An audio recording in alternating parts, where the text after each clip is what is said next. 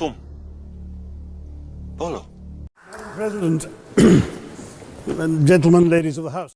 Perhaps what I should do is really try and pay attention to the arguments that were advanced by the opposition today.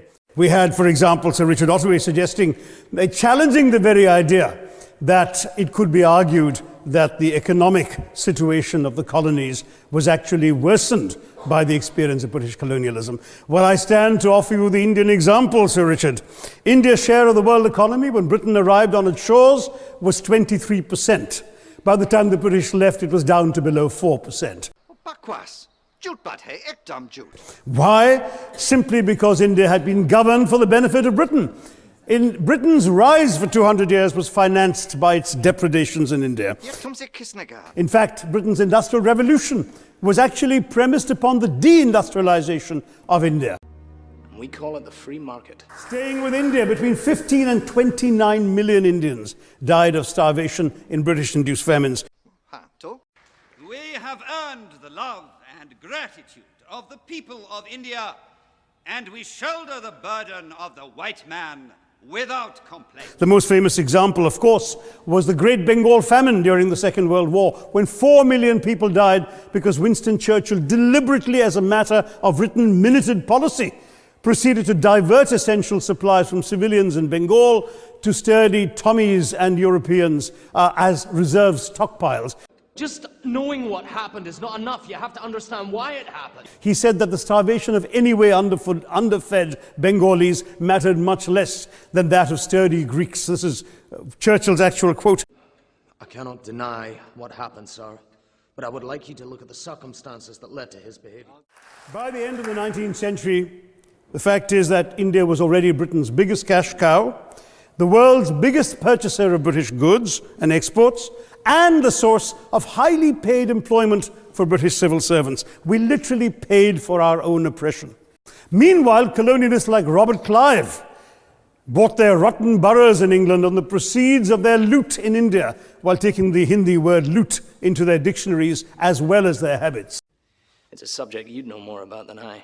And no wonder that the sun never set on the British Empire, because even God couldn't trust the English in the dark. Yes, sir. Absolutely. Somebody mentioned Scotland. Well, fact is that colonialism actually cemented your union with Scotland. You know, the Scots had actually tried to send colonies out before 1707. They'd all failed, I'm sorry to say. But then, of course, came union. The Queen. India was available, and there you had a disproportionate employment of Scots. I'm sorry, Mr. Mackenzie has to speak after me. Engaged in this colonial enterprise as soldiers, as merchants, as agents, as employees, and the earnings from India is what brought prosperity to Scotland, even pulled Scotland out of poverty. Now that India is no longer there, no wonder the bonds are loosening. Not at all, sir.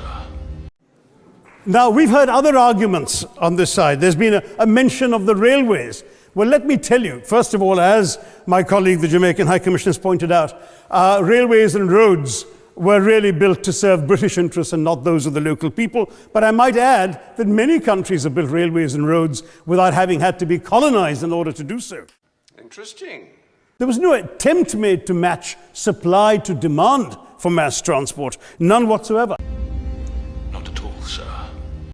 Instead, in fact, the Indian railways were built with massive incentives offered by Britain to British investors, guaranteed out of Indian taxes paid by Indians, with the result that you actually had 1 mile of Indian railway costing twice what it cost to build the same mile in Canada or Australia, because there was so much money being paid in extravagant returns.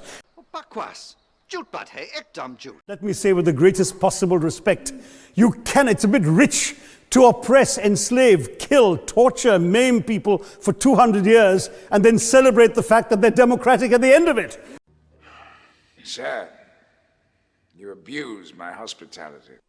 This shouldn't have been allowed to happen. As others have said on the proposition, violence and racism were the reality of the colonial experience. Violence and racism were the reality of the colonial experience.